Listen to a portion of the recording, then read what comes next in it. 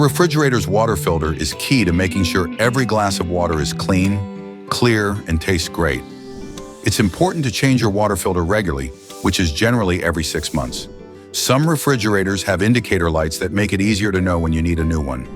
Other signs that it's time for a new filter include bad taste or odor, cloudiness, low water pressure. Remember, your refrigerator works with a specific water filter, so choose the same water filter as the one you're replacing. Look for a filter number on your existing filter or check the refrigerator's owner's manual.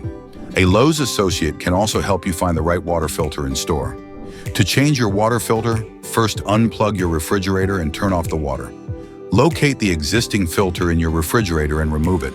Keep in mind, changing a water filter is different for different refrigerator models. Remove the new filter from its packaging. Then install the new water filter in your refrigerator.